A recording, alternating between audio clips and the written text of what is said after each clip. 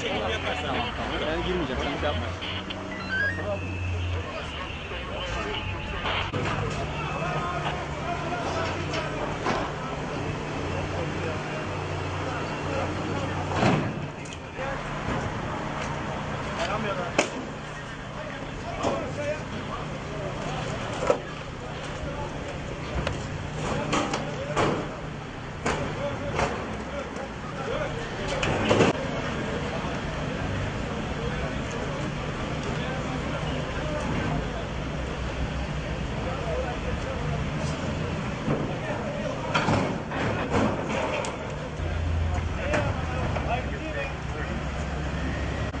Merkez 72-28. 72 başladınız. Jandarma karşıtı.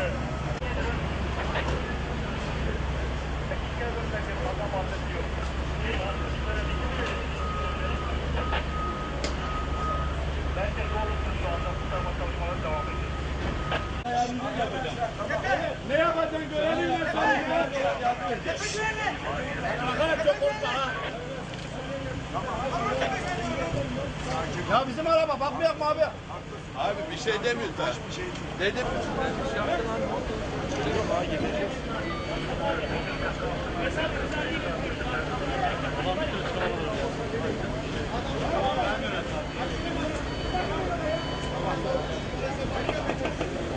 Kimin arabası? Yapsın insanlar çekimini abi.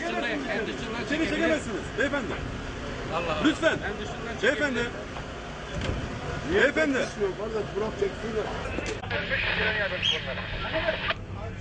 48-20 anlaşıldı. Tamam. Müsait olduğunda 48-30. Havayete görüşelim.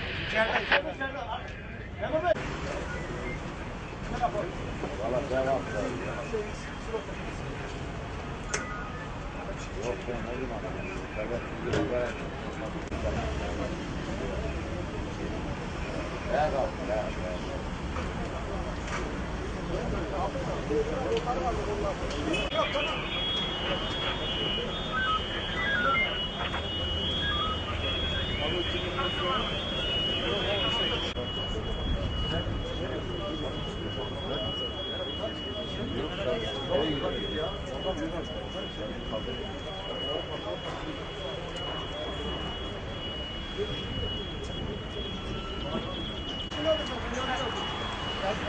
Evet evet orada bizi alıyorlar. Bak orada herhalde alıyorlar. Hüseyin nerede? Benim abi. Tam Redot bizim FO941 X. Vallahi o ya Hayrı olur ya Kadir Güneş olurlar.